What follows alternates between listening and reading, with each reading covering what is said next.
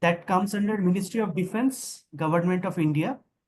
As far as educational qualification goes, Dr. Mittal is BTech from NIT Kurukshetra, MSc from Cranfield University, UK, and also holds fellowship program in management, that is FPM from MDI Gurgaon.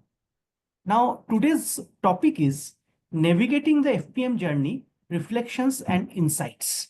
So with these words, I wholeheartedly welcome Dr. Devinder Mittal, our guest for today, our esteemed guest. Thank you, sir, for accepting our invitation. And so I will start with the this background to this presentation. Sir, with your background as an officer of Indian Ordnance Factories Service and a stellar academic background like BTech from NIT Kurukshetra and MSc in Military Electronics from Cranfield University, UK, what motivated you to pursue this fellow program in management? If you can please elaborate on that and take the things forward from that point. Sure. Over to you, sir. Thank you so much. So first of all, my congratulations to Team MDI under leadership of our director, Professor Ajay Jain. It's really nice to know that MDI Murshidabad is now starting FPM program. And also, thank you so much for inviting me and giving the opportunity to interact with all of you today. So now coming to my joining the FPM program is like that because I am in service from say 2000 after completing my engineering. I did my engineering in electronics and communication field. So my basic area is electronics technical. I was working in CDOT Delhi for a research function for nearly 4 years, and then I joined the service. In service, actually, what we do that basically it is a production setup, like is a industry. So in industry, we have been given managerial roles, starting from the assistant works manager to works manager, then joint general manager and other responsibilities. So we are in a transition from technical roles to managerial roles, exactly. So my qualification was mainly technical. I was looking for something managerial, like, and mostly masters already I have done in technical field. So I was looking that, okay, I will go for this FPM program and see how this can enrich actually. And finally, I have seen that this desire for my strategic insight is very much fulfilled, because FPM program is a two-way. Like for the participants who have done non-MBA, for first year is designed to be merged with the PGPM part. Like as it is equivalent to PGPM, more or less we do all the courses what PGPM is covering in the first year. So I have been exposed to all the disciplines like marketing, strategy, public policy, every disciplines which are being taught in the PGPM, the same things we have been taught in the FPM in the first year. And then further comes to research part. So the FPM coursework and other things which I will also discuss in detail. So this way I have been exposed to everything, and that has been very excellent program all over. And moreover, because at the higher levels we need to analyze the complex systems actually. So here when we go for FPM program in the research part, that is covering the both the management theory as well as the management application. So it is a complete program contributing to analyzing the complex systems and developing the strategic insights. So that's why I selected for this program, and I am now happy that my decision is well good, and definitely I will be applying this more and more in my present job function. Yeah. Okay. So with these words, can you just, I think you have also this presentation ready, Yes. where Yes. you will talk about a FPM journey expectations and what are the value additions you got, how it impacts Right. your current job profile. So I'll request you to kindly start with your presentation. Sure, Dr. sure. I would like to share my presentation. If you you have the co-hosting right? Okay, okay. Screen actually.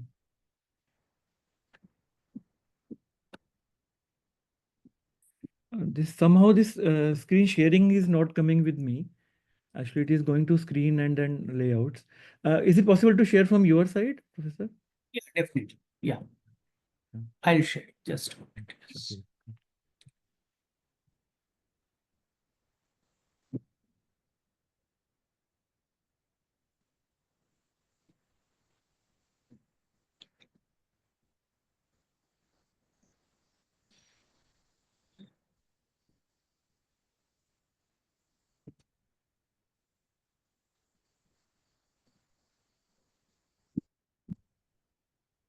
Yes, this one. Mhm.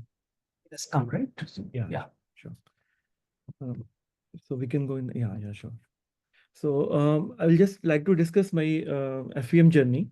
That what are the reflections and what are the insights, what motivated me, and how the basically program works. So we'll go to the next slide. Yeah. So I'll just discuss how the FPM program is works in general. Like the objective is to develop the future scholars, like which can excel in both the teaching part as well as research part. Because now we have seen in the academic community that teaching as well as research both are important actually. And now there is an increased focus on the research and publication and the management discipline. So that is a FPM program core goal. Then next is the FPM program provides all the scholars with relevant knowledge and research skills that help them to become specialized researchers because it is focusing on the particular discipline, say strategic strategy or the marketing or the operations management or the finance. It is very well focused on the particular discipline. Like in PGPM, it is a general management, but it is in FPM, it is a specialized area, focusing on specialized area and the research on that part. So it is more or less working towards the skill development. Then comes that mostly the FPM program is largely residential in nature because it covers 3 to 4 years. In MDI Gurgaon, the structure was that the participant who have done non-MBA, they will be the time given is 4 years because the first year is PGPM and the next 3 years is FPM. And for the participants who have already done PGPM, they will be spending the 3 years timeline actually. So the 3 years timeline is a dedicated and committed timeline. So it is that's why it gives a sense of commitment that the participants who are committed for that much time, they only tend to join the FPM program. Then the major part is thesis, actually. So the thesis is basically a connection between the theory and practical, like the both the theoretical part of the management and the practical journey, like the data collection and data analysis becomes a part of the thesis. So then it is seen as a contribution to the discipline of management and the academics. So that's why the FPM program also emphasizes the importance of thesis. Okay, now we'll go to the next slide.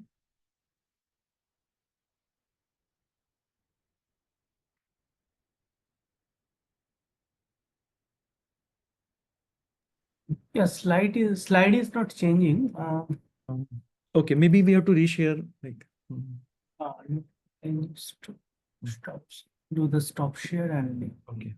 Mhm.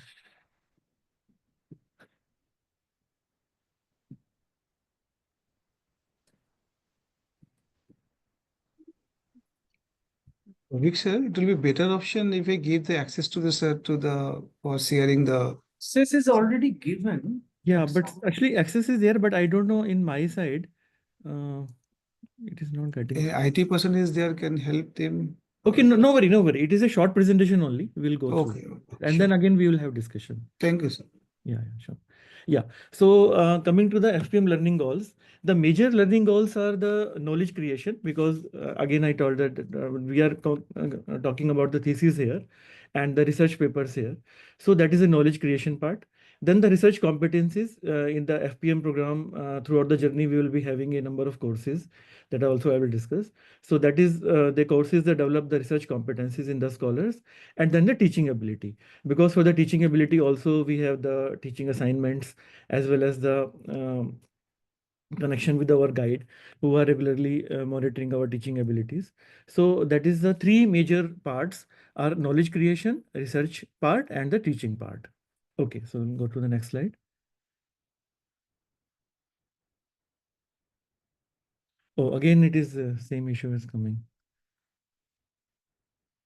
Okay, otherwise we'll not go to the large mode. This like this only we will work. Okay. Yeah, so this is FPM program structure.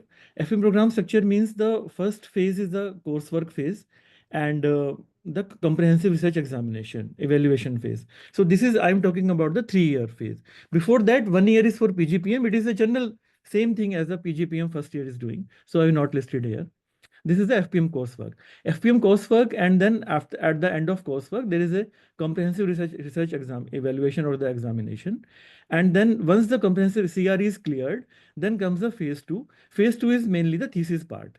So thesis proposal, first is there a proposal part, because the structure was that to select the 3 guides, and one is from the area which who is the chair of the thesis committee, and then second professor may be from the cross area, like suppose I am from the operations area, so the second professor may be from marketing or the strategy, like whichever align closely to my area, or he may be also from the this one operations area also, and the third professor is outside India mostly. We will take external member. So that is idea is to involve some foreign university guide actually. So then we have to select the guide, and then the thesis proposal is there, proposal stage, the thesis writing, and then the this one pre-thesis defense stage, and then the final viva with the external examiners.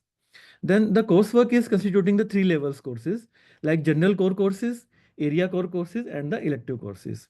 So general core courses are like that, which are aimed at providing the basic knowledge and the skills which we already discussed for the FPM scholars, and such as the research methods, quantitative research methods, then the qualitative research methods, then the case writing, philosophy of research, and research workshop, and some one course of independent study. So all these are common to all the scholars across the discipline, like finance, marketing, every scholars. These core courses are common to all the branches. Then we come to the elective courses. Elective courses are specialized to particular area. Like for operations management, there may be some course on supply chain management or supply chain analytics, like that. So for the different disciplines, the elective courses are different. So for this role, the scholar must be familiar with the how to conduct research in the emerging issues of management and using the latest methodology and the research tools. So that is the objective of the entire coursework stage.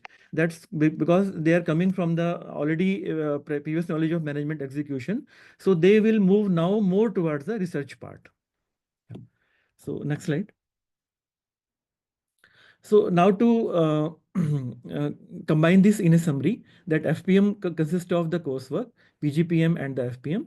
Then once the coursework is completed, there comes the thesis stage. In the thesis stage, the research topic is the first stage, that we have to select the research topic or the research area. That is called the proposal stage. And then comes the publications, because there was a number of requirement of publication in the FPM journey. Like in MDI, there was a requirement of publishing 3 papers. This may be the 2 papers plus 1 case study also allowed. The papers may have to be in the ABDC category journals only. And then the research proposal and the pre-thesis part, and then the final thesis or the final viva, and then comes the job search for the participants who are going to the back to the academics. Like, okay, so the next part. Yeah. So now I will discuss that why this research impact and why we are placing more and more importance on research nowadays. That when we talk about the advanced knowledge, then comes the research part, because the research is connected to the new things in the any discipline. So same comes the management discipline, that how this our studies or the research can contribute to society, policy level as well as industry level. So whenever we write any research paper, we talk about the research implications. The research implications may be related to the theoretical implications, they have to be practical implications, and then they have to be policy implications. So we try in our research papers that in the entire research that this research impacts are impactful and the implications are really worth. Then comes the academic side. So that is the publication citations are there, we know, and advancing a particular field, because we are doing research on a particular topic or a particular area. So that is contributing to advancing knowledge in that particular area. Coming to society side, that is the influencing the policy part, business part, technology, as well as education part. So it is a mix of these things. Then the career advancement, definitely, the FPM part helps in the both ways, like the scholars who want to go back to the industry or contributing the this one roles like the strategy roles or this one consultancy roles, they're also well taken, and they can equally come back to academia for faculty roles. Like, okay, the next slide. Sure. So what can be the barriers or what can be the hindrances in our journey to the impactful research? That first is disconnect between academia and real world application. Because in FPM journey, we have the access to library. Is a MDI provides a very good library. So that was a combination of databases, and we could access the recent journals in different this one domains, and we could get the what is going on in the published research. But there may be disconnect if we are not connected with the industry. So that's why we have to maintain the connect between industry and academia equally, because the problems which we are researching have to be the real problem that should be having the real impact. Then there is a challenge in communicating the research to non-academic audiences, because the non-academic audiences, like the people from industry, they don't read our journals like the what in general we are publishing. So that's why there has to be some way out to communicate our research to non-academic audiences. Then the lack of interdisciplinary collaboration. We tend to focus more towards our discipline, and then we may sometime lose focus that we have to be aligned with the other disciplines also. Like also this also we'll discuss further details. Then the time constraints and publication pressure, because the timeline is strict, like 3 years timeline of FPM. 1 year goes in the coursework, and then remaining the 2 years, which we have focused more on the thesis part. So definitely there is a time constraint and publication pressure. So that is these all constitute to the barriers, and then in the FPM journey we have to deal with these barriers. Yeah. Okay, next slide.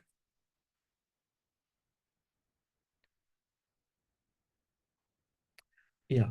So then the question comes that how we choose the right research problem. So there are a number of published papers on this, that how to choose the right research and how to make your research impactful. So in my experience in publishing and reviewing several journals, what I have found that whatever topic we choose, it should be relevant to societal challenges. Like suppose we talk about climate change, we talk about inequality, healthcare, like these topics which are close to societal challenges which we are facing right now, and it should be relevant to how to solve one particular area out of these challenges. Then there is a potential for policy influence, definitely. How to meet the industry interest and funding opportunities, like the practical problems are there, and then the interdisciplinary opportunities. And more interdisciplinary studies are now given weightage nowadays, and that's why these factors we should keep into focus when we are selecting the right research problem or the research questions and analyzing our the past research. Yeah, we'll go next. Okay, so now coming to the practical tips for FPM scholars. So FPM scholars is like in the FPM journey, we have to do the coursework. Like the first is selecting the electives part. So selecting the electives, like we have to make up our mind very clearly that which direction or the which topic we want to move. Like in my area, mine was the operation supply chain management. So I wanted to more work towards the warehousing and inventory management part. So I was very clear from the beginning that I have to work on this. So whatever way, like from the technology side or the societal challenges side or the environmental side, I was focusing on warehousing and inventory management part. So that will always help, because in the coursework part, we have to submit assignments for the different methods, like the research methods part, quantitative and qualitative. You will have to submit assignment. So in those assignments, the professors will say that, okay, you choose your area of interest, and then you select a topic, and then you give the this apply these methods and give the submit the paper, something like that. So if you're very clear that you have to work in this area, and then you do all the things near to that area, that is going to very much helpful in at the later stage when you come for the research topic, actual research topic or the thesis part. Then start with the impact in mind. That is, always ask that who is going to benefit with your research. Like it should not be purely theoretical research, it should be practical research. So we have to establish the clear objectives, that what is the function and why we are doing this research, who is going to benefit, advantage, like the environmental sustainability point of view, what are the clear measures which we are going to say in our research. Then again, the clear and actionable outcomes. It should be practical, scalable, and widely adopted research. Then we have to learn the different methodologies, like we can use the prototypes or the simulations which are encouraged nowadays, case studies and pilot studies, both the qualitative as well quantitative, mixed methodology type. So in real world settings, like more and more we will involve the real world, we will involve the industry, we will involve the various participants. The research will be stimulating and research will be effective. So that's why the role of different methodologies comes here. And we have to ensure that the work is not theoretical mainly, it's mainly practical. It should be going more and more towards practical. So coming to next part, like in continuation of this tips further, that we have to engage with all the stakeholders early in the research process. Like suppose we make our research plan and then we make some hypothetical or theoretical assumption that we will get access to this much industries for data collection, or we will be dealing with so many participants for data collection, and the later stage it doesn't work out because the time is limited and the resources are limited, so again we will be in a problem. So that's why the plan is that first we should make the entire plan, that this is the plan of data collection, this is the plan of data analysis, and then we only start moving further. Otherwise, at the later stage, again, we have to change our plan. So, plus during the entire research journey as well as the later stage, we have to also should write the research summary in simple terms, because many times we are supposed to present our work to non-academic audiences. So that's why if we try to explain then in the simple terms, not using many jargons, then they will find it easy to relatable. They can easily relate it and they can easily memorize this. So this will make our task easier and better. Then the interdisciplinary collaboration, that is again the cross-disciplinary research. So we can also make a groups like maybe 2 or 3 scholars, one scholar maybe from operations, one scholar maybe from finance, and then we can always come out with some kind of research with a sharing knowledge. So those kind of research is very useful. Then for the scholars, they should make our uh, profile from the initial days, because and the profile should be like going in a particular direction. Like selecting the topics, it should not be like we are selecting different topics in different domains, and then there is no disconnect between them, no connect between these topics. It is not viewed in a good sense when we go for the job interviews or when you go for the faculty jobs. So that's why research profile should be such that that you are particularly interested in particular area and you have developed expertise in that area, and you are moving in to get more and more contribution to that area. That is the idea. So with these words, now we will go to the my research area, like what I did in my this one PhD or FPM journey. Like my research topic was optimizing warehouse operations in context to environmental sustainability by utilizing lean and digital tools. I'll tell you the reason why I went to this area, because I was very much interested in working warehousing and inventory management part. So the technologies, use of technology is very much required here. So that's why comes the lean and digital tools. Now, we have to cover the operations part as well as environmental part. So I tried to combine both, like the operations, how we can contribute, environmental sustainability, how we can contribute, as well as the human efficiency. So I tried to combine all the three in my research. Yeah. So going to the next.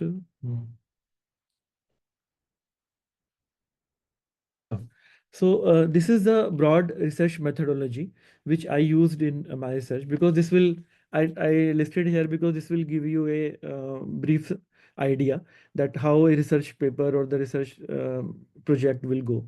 Like first, I selected the topic, and with the consent of my guides, I moved forward. And then we see that how we can execute it, because this is a practical field. So we have gone to a particular warehouse, and then we have gone there, we have done the detailed study how the warehouse is functioning, and then we have drawn the systems diagram of the warehouse. Then UML is a unified modeling language, like it is some type of coding or some kind of flowcharts statements we have to make, like how the different functions or the different things are being done in a particular warehouse. So it is the next part to our systems diagram. Then we make the present state, like the value stream mapping. VSM is a value stream mapping. So we mapped the entire warehouse and the present state we are drawn. And then we identify the anomalies, like what are the shortcomings in the present state, how we can improve these shortcomings. That is the Genba Shikumi. Genba Shikumi is a Japanese technique which were used to quantify and rank these anomalies, what are the problems. Like I selected some 7 kind of operational challenges, then the 3 people-led challenges, and the 3 environmental waste or environmental challenges. Like this major 13 challenges were there, and I worked towards further streamlining these challenges. Then we make the analogic DES model, like the discrete event simulation. So my research, I use the discrete event simulation modeling. So the present state which we identify earlier with the help of value stream mapping. Now we go into further details of each and every part, and then we make the complete present state model. Then we analyze over all the previous steps, and we propose that, okay, this is the qualitative part, this is the quantitative part. We have discussed with all the stakeholders, and then we propose some interventions. Like these are the changes which we are supposed to do here to move from the present state to the future state or the ideal state. So then we implement these interventions in our discrete event simulation model again. Then we did some kind of statistics tests like pair t-test and validation through interviews, like what was the state before implementing this and what was the state after implementing this, what are the differences, and how our research or our intervention is bringing real value addition and making the things work. Then we analyze final results, and then we give some recommendations like what should be done. And then ultimately, I talked about the research implications or the contribution to policy, contribution to theory, contribution to practice, like how our this research exercise, what we have done is contributing to many areas. So this was a general research methodology. Here we use the mixed methods methodology, that the both the qualitative part and quantitative part we try to use here. Okay, so we go to the next one. Yeah. So to give you an idea that how the research implications and how we can present our findings and the insights. Like, see, I use the event system theory. So we go for management theories, how the management theories are worked in the practice. So I selected the event system theory, which is based on the dynamic system as well as the visibility monitoring and feedback control. So combining these two with the lean tools or the lean technologies like the Gain by Shikomi I talked about earlier, then the Muda or the waste, and the value stream mapping. So then when we combine the theory as well as the technology part, the lean tools part, then comes the our entire exercise. And with this exercise, evolve the organization technological implications, like what can be the implications for organization. So digital twin, yeah, a digital twin for the warehouse we could develop in our exercise. Then it was entirely a data-driven exercise, and modeling, learning, and control we utilized. So all these three are the implications for organization. Then the theoretical implications, because we analyze the interactions between interventions, because we propose the different interventions, like what we are supposed to do, the changes in the present setup to move to the future setup. So we have to analyze the interactions. So that is again a value addition to theory. Then the sustainable approach and analyzing the environmental impact. Always we took all the three part, like operation, environmental, the human related. So again, this becomes a value addition to the theoretical part. And then understanding the human response to change. So these all three combine the theoretical implication. Then comes the managerial or the performance implication. So in our case, we try to improve the lead time and the capacity utilization in the warehouse. Then overall improving of the warehouse efficiency. Then how the people related dimensions are improving, and what were the things before, what were the things after, that we try to measure. And then the improved environmental dimension. So ultimately we have to show that we are having the benefit or the research impact in all the three dimensions, like the theory part, again the organizational technology part, or the managerial or the performance implications part. So this way, we function in a journey towards the FPM or the this one research journey. In any research project, when we start, this thing should be in our mind, that what is going to be our goal ultimate, which area we are working, and then how we'll be contributing to the practice or the real knowledge contribution in the management domain. Yeah. So, sir, this was my basic things in the presentation. Now we can discuss more, and any further questions we can always take. Yeah. Mhm.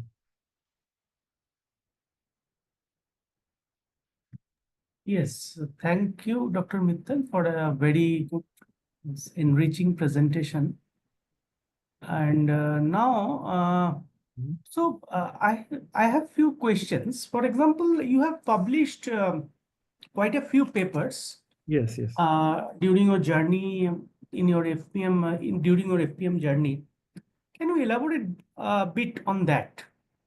Okay, okay. What was your experience in publishing papers in good impact factor journals? Yeah, So yeah, sure, sure.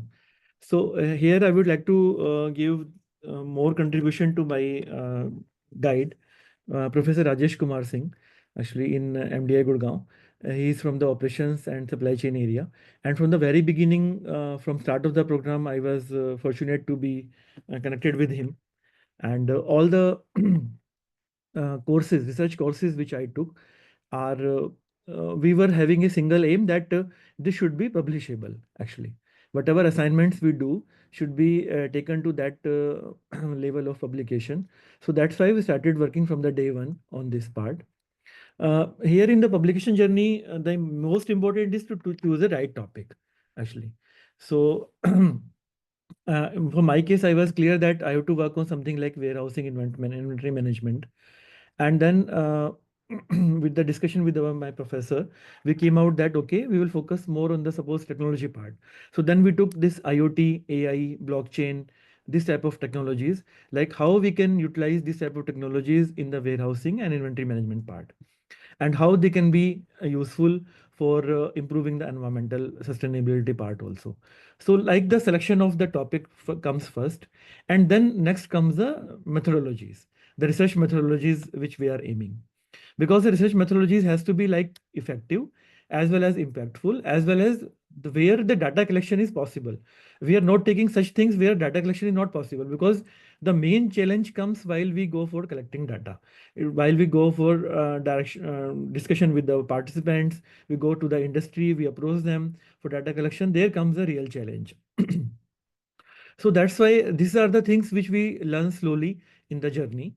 And when we do these things, then we go higher up. So this this one, and then making a draft. So first, my advice is to first see, like suppose whichever journal you are targeting, first see what are the papers which are published in from your area. Like suppose warehouse inventory management. So okay, warehouse inventory management. What kind of papers are published recently? In which journals are taking this kind of papers, then what kind of things are covered in those journals, those papers, and then which kind of methodologies which are most suitable for those kind of journals. All these things we have to discuss and decide in hand, and then we work towards making a paper or the making a draft, executing the research project. When we make the paper or the research draft, then comes the this one, revising the draft or the language correction part. Actually, that is also very important, because nowadays top journals, they are going very much that what kind of English language we are using, what kind of words we are using, and how this is now number of things like plagiarism checks we have to do. So all these things comes the importance of reviewing again and again our draft. So then we select a journal and submit to the paper to that particular journal. Then goes the review. The journal has their own timelines, their own setup, and review also takes time. They will give the review, they'll give the feedback to the authors. The authors again have to revise the paper according to the feedback given. And this also is substantial work. Many a times we may need more data collection, we may need more kind of analysis during the review journey. So again, then analyzing the review questions and attempting to those questions and revising the complete draft, submitting the same to the journal back. I face the challenges that one time it happens that initial in journal IJPR, there was a 3 members review. The members reviewed and they gave the 3 different this one feedback. I worked on that feedback and then submitted the paper back. And then what happened that after submitting the feedback, after 2 3 months, again the review came, and the reviewers were new. Out of three, there were two reviewers which have come new, because the earlier reviewers are busy. They were not able to review the paper. So again, there was an entirely new set of questions. So again, I have to work. So basically, the things that it takes a lot of time. Publishing in top journals take a lot of time. So we should be having a patience for this. That it is going to be 8 to 9 months, sometimes 1 year, sometimes more than 1 year. So we have to be patient and keep consistently moving towards it. That is the only thing we have to do in publishing, actually. Yeah. So another thing, Mhm. you are also now reviewer of a few good journals. So can you just share your experience reviewing papers, how it feels? Yes. Actually, it happens that again with my professor Rajesh Kumar Singh, he told that review is also very important part of our journey, because when we review papers, we get to know various different methodologies, because the papers you come for review from the different journals in different streams, as well as the using the different methodologies. So we come to know that what is going on in the world, what kind of papers are being submitted, what kind of research methods are being used, and we are in turn connected to the entire research community. Actually, suppose we have written some papers for the Elsevier or Springer or some Wiley publication, and then our name goes as a author. So they will list us as a expertise faculty in that particular direction or that particular domain, and then they will start sending the papers to you for further review. Suppose we have the time and then we accept the review. So then we have to give the feedback of review in a particular, say, 2 weeks or 3 weeks time. So when we will go to this type of review and we attempt this review, definitely we get a lot of feedback and a lot of new things which we can also use in our research executing and our projects. And mostly again the same cycle works, that we give the feedback here. Again, the authors work on the feedback. They will come back to you. Again, the papers will come back to you for review. So the you are always connected to the entire cycle and the entire network. So definitely a connection of I would say that network building also comes here, because in academics the we are more connected more and more to the different domains and the different interdisciplinary research. They will be more advantageous to our career. Yeah. So this was my So feedback on the review shell part. publishing and reviewing also means it's part of the ecosystem of research ecosystem, Yes.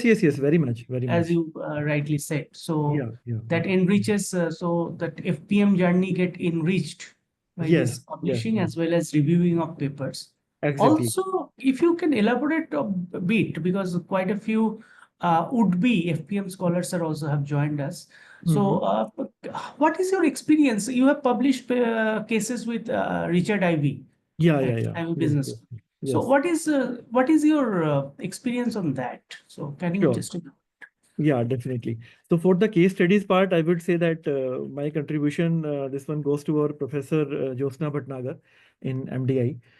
She is a really excellent faculty as far as the case study part is concerned, because case study, there was a specialized course in the FPM core courses, and the 2 terms were dedicated to this particular course. All the other courses were only 1 term. This particular course is such that which goes on to 2 terms, like the term 2 and the term 3. It will go on the case study. What is the thing that it is very much different from the research paper writing. Case study writing is entirely different, because we are in PGPM, we are used to teach from the case studies, or as a PGPM student, when we read the case studies and we have the deliberation on different options. But when we are going to write the case study, it is an entirely different world, because suppose we have to first zero onto a particular industry or the particular area where we are supposed to write the case, and then we explore that particular industry, we take the proper permission from that industry, and then we go there, analyze what are the real challenge or the real problem they are currently facing, and then how they are discussing with them, what are the challenges in the industry. Everything will be covered in the case, actually. And then every time we have to give options, like, okay, this stage, what is the decision point, and how different options are there along with the when the case moves. So we give the facts, we give the data, and we give the thinking part, and then comes the decision part. So all this goes on everything in the case.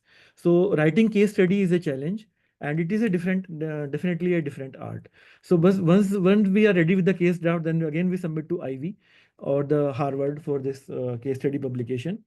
Then again the same thing, that they will submit to some reviewer, and the reviewer comes back with their own set of questions or their own analysis, and then we revise the process. So in the process we get conversant with the how the IV works, or the how the editorial process works, everything. So this is a part of that. But since we have already studied the case study in the PGPM, I would say that this is a very interesting part, and gives lot of insights, because this connects to the real world. Is a case study such that which is being used in all the B schools globally, and they will use the IV this one cases only. So our research in this is a way in which we can send our research to global domain, and which is a real the research in action. I would say the case studies are the part of research in action. Actually. So Yeah. it's action-oriented research. Yes, that's true. Part Yeah. of action-oriented research. Yes, So yes.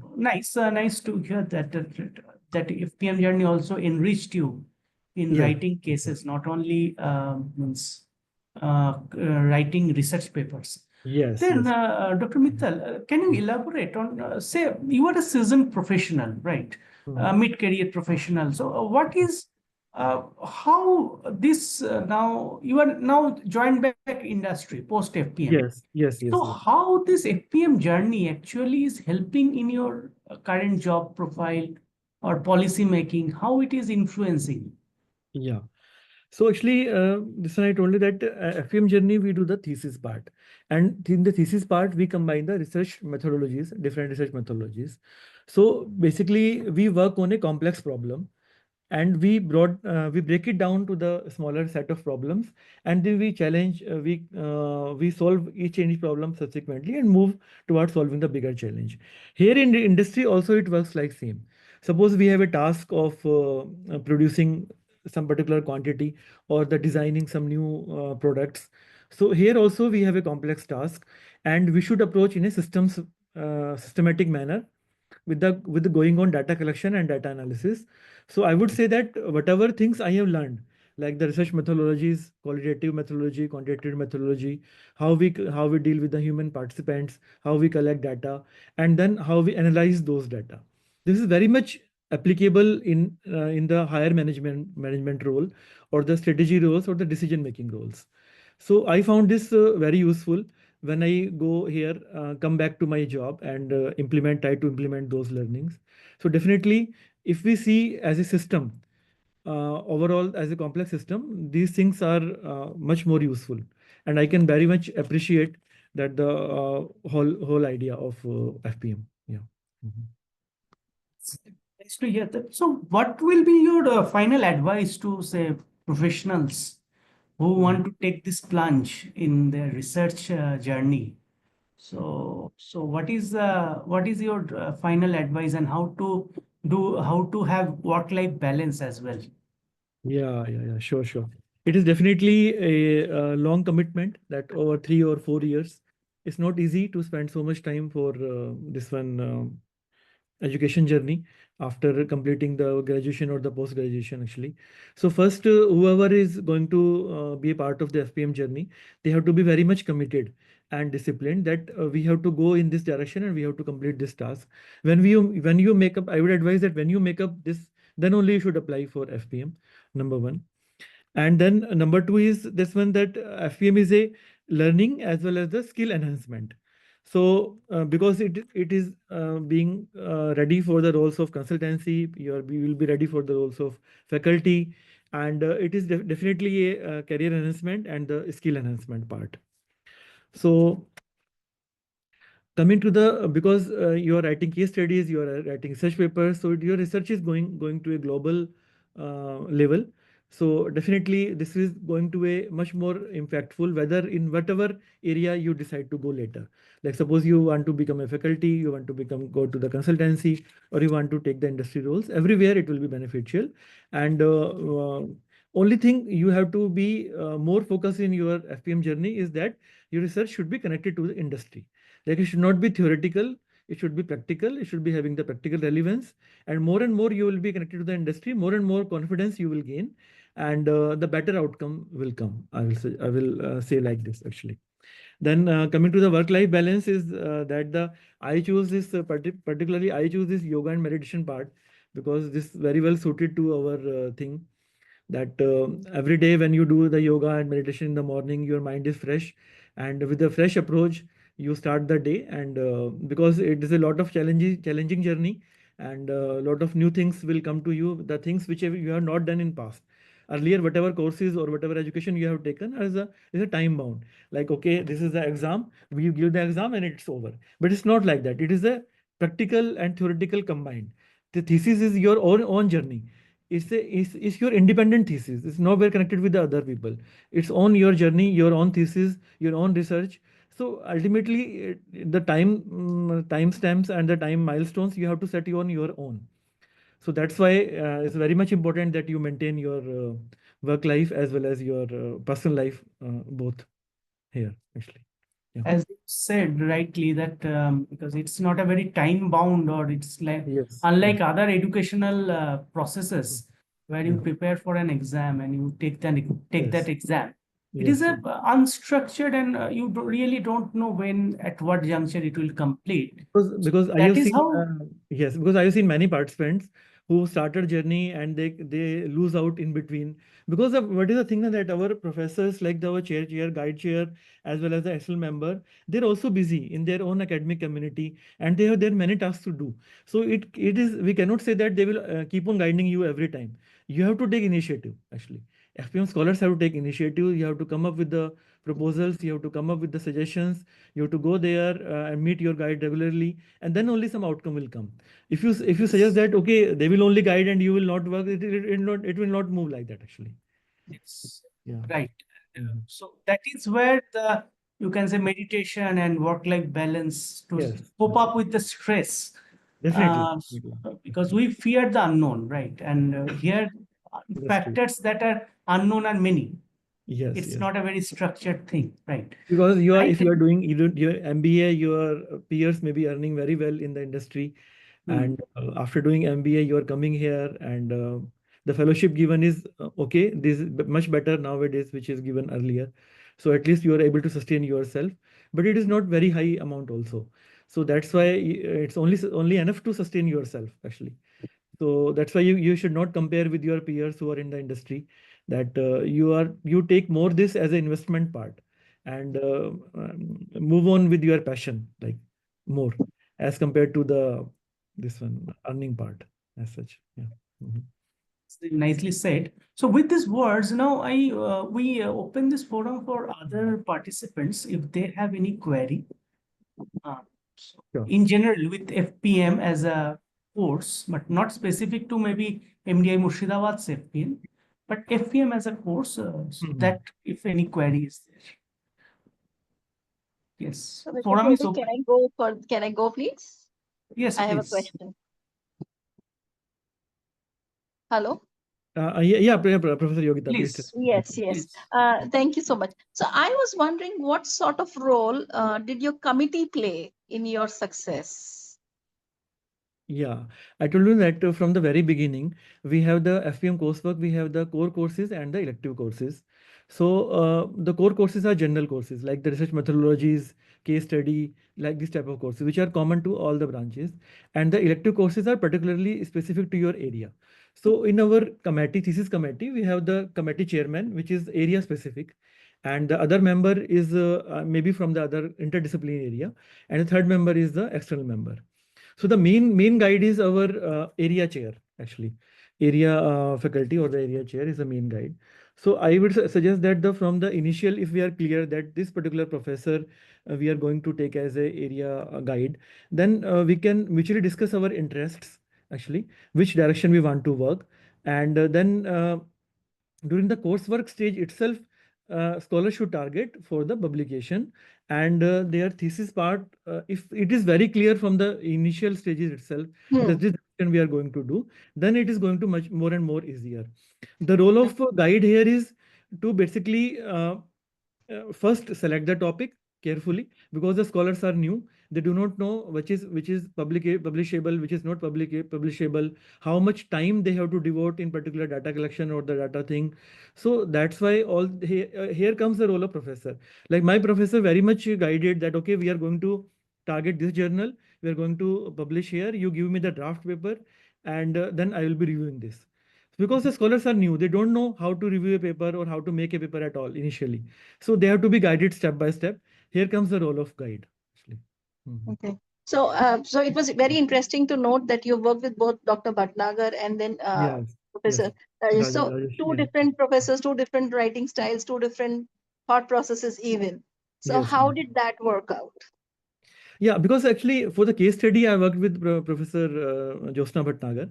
But for the research part, I worked mainly with our Professor Rajesh, actually. Because Mhm. Professor Rajesh Kumar Singh is already published in a number of journals. And from the research mindset, he is always very good to guide which particular topics are coming new and which particular topics we have to focus and give more attention, actually. So for the case study part was different, and this research part was different. So paper or the thesis part was different, actually. Okay. Thank you. Thank you. Yeah, sure. Thank you. Thank you. Any other question from anybody's side? Okay. One participant is saying very inspiring session. How many case studies did you publish in total?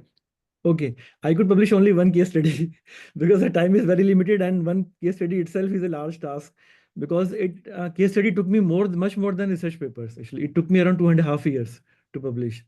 Yeah, because the first thing is data collection, because here we have to deal with the real industry. So first I was struggling, because here, until unless you have the direct link with the founder of the company, you will not be getting access rights, and because we need the real data from the industry. So that's why first some time will be there to select the industry and maintain industry connection, that you could find out a company who is working in this. Then you go to the company, you collect the data, you discuss with them, and you find out the real challenge. And then the case writing, because case writing is entirely different from the research paper writing. So this writing style also development takes time. And then the review of the case paper, and then submitting to IV and all. So this is a long journey. So first paper or the first case study will take time, actually. So that's why initially it takes more time. Once you are familiar with that, then maybe the next case study you can write in bit less time. So another question comes that one participant is asking. Mhm. So whether one should start with a predetermined topic or the topic will evolve as the FPM goes. What's your view? Uh, pre-decided topic means like that the broad area we can always decide.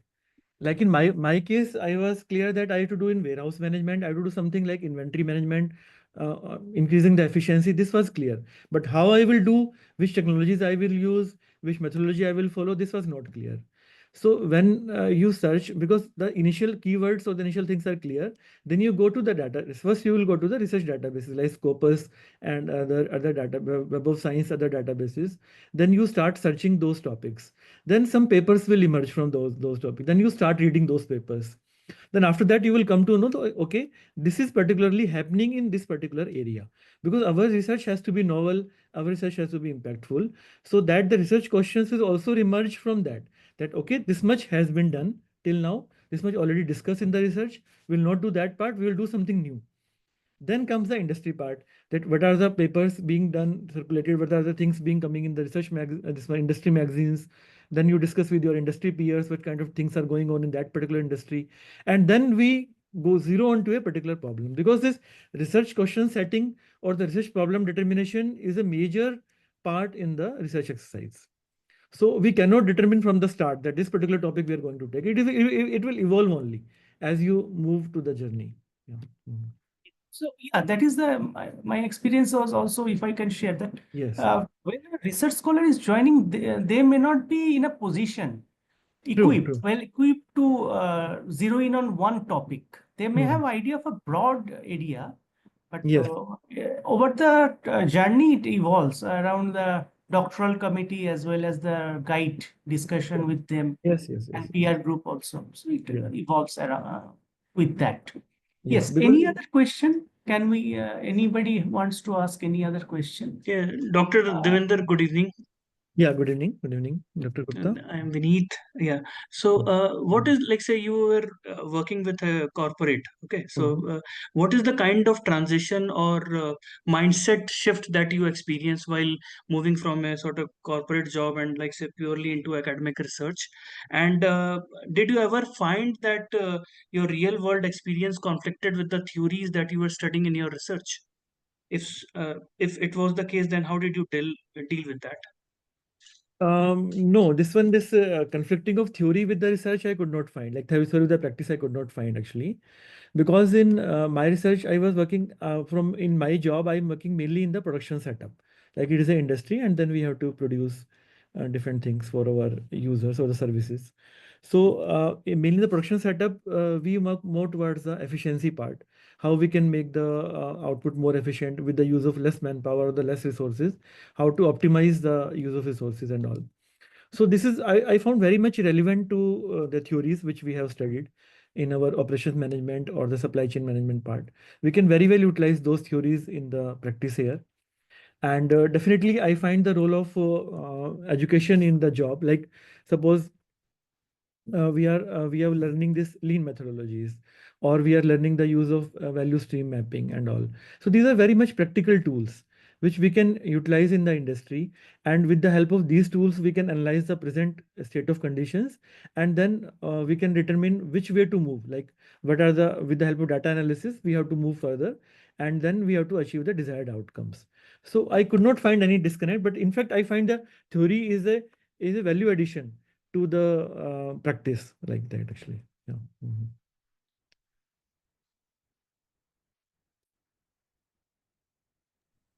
Anybody else has any question? Anybody from the participants of this webinar? Anybody else? Yeah, sure. Even if a question comes later, you can always approach me. I'm available on LinkedIn also, and Yes. this one, my emails are also available. So anytime you're most welcome. Any FPM Sir, scholar, if you want another to. person is asking. Yeah. Me, sir. Mm-hmm. Yeah. Please Good go evening, ahead. sir. Sir, myself Santosh Kumar Jaiswal. I am a librarian at this institute. Sir, Okay. just I want to know that would you like to suggest some journals, sir? Yeah, Journal, definitely. online Definitely. database. Yes. Actually, MDI Yes. Gurgaon has a large number of journals available. So my Yes. advice is that you kindly connect with the MDI library, this MDI Gurgaon library actually. So there you Okay. will get the list of entire journals which we are Yes. taking from there. And then I myself and my professor, we suggested some F250 journals in the operations management area, because these F250 journals are very much useful. So I Yes. advise that you please discuss with your faculty in MDI Murshidabad, and then can come out with the list of some special F250 journals, that because I think this will be costing a lot actually. Yes, sir. Yeah. So then we have to select very carefully that which kind of journals initially to start with, and then which to be add on later, like this one. Yeah. Thank you so much, sir. Yeah. So, yeah, a question that comes is there any pre and post COVID? So, is there any significant change we should keep in mind for FPM? What's your view? Pre and post COVID, I think it's not much difference as far as now, because now is COVID era has gone. Yeah, that time definitely that was a challenging time.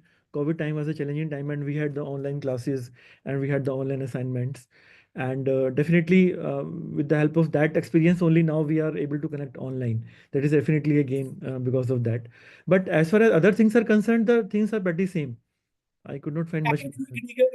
Yeah. Objective of FPM, everything remains the same. Yes. Only we have moved to online mode more. Yeah. Because in case study, when we are writing this solution or the case solution part, then also we are suggesting the online education now. Earlier we were writing only that, okay, how we take in the classroom setting. Now we also talk about the online teaching methodologies, like we can divide in groups, student groups, and they can discuss and come back, something like that actually. So minor things only, I think not much difference. Yeah.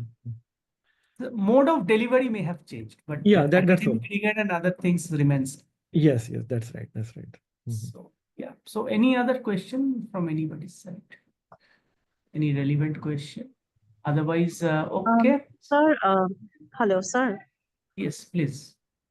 Yeah, so maybe not directly relevant to the FPM program that you're mentioning about. Just to introduce myself, I'm already a doctorate, but I had a intention to also do a postdoc. So I wanted some information if you also provide postdoc studies, and then maybe what is the process and how to go about it. The postdoc, I not done, so I'm not very confident. But whatever I know, that postdoc is mainly you should liaise with particular area faculty, like in some good institute.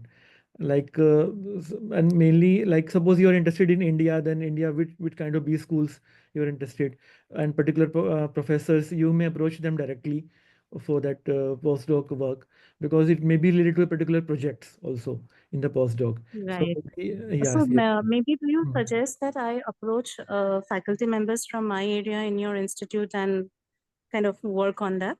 Yeah, presently you are working where? I am presently working in Don Bosco Institute of Management here in Guwahati, Assam. Okay. However, I'm planning to do my postdoc because I also have my own business. So I'll be actually leaving academics and I'll be Mhm. focusing on my business as well as my postdoc. Since my business is also mostly research based, so that would and a postdoc would actually help me. Yeah, but postdoc, I don't know whether you can done remotely or not, because maybe you have to go to the site, like, and you're Right, right, planning right. to do in India only or some foreign this one? No, no, no. I'm planning to do it in India itself.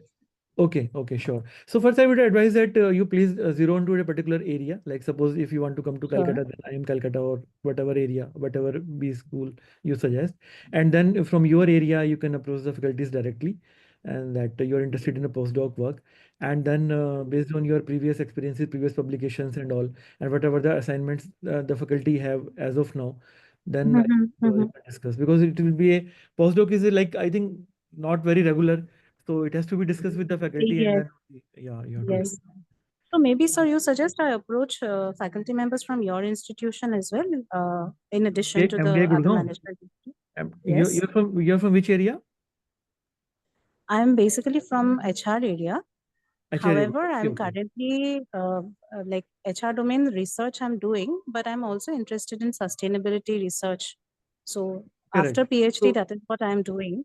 okay, okay. So I would advise that you may go to the website, institute website, and then faculty Sure. credentials are always there, already listed there, what kind of research domains Mhm. they are working, and then you can see that your interest area is matching with which faculty profile, and then you can always drop an email to them or connected with them on LinkedIn and discuss further with them. Sure, Mhm. sure, sure. Thank you so much for the guidance, sir. Thank you. Thank you. Thank you, Professor. Mhm. It will be more customized when it Yes. comes to PDF Yeah. postdoc. Mhm. So yeah, so with this, maybe we can wrap up. If there is any other question, we can take one question more maybe. Otherwise, okay. So thank you, Dr. Mittal, Dr. Devinder Mittal. It's Sure. really a pleasure hosting you today and on a working day. And as you said that you were gracious enough to take a leave for this session. Thank you, sir. So it was Thank you so enriching much. Yeah. Mhm. and it was good and enriching for our prospective FPM scholars also. Yeah. Thank you so Right. much, and my best wishes for the scholars. And I encourage them to go for it and do a good job. Yeah. Thank you. Thank Yes. you. Thank you. Thank you all. Thank you. So we are logging. Thank you. Take care. Bye.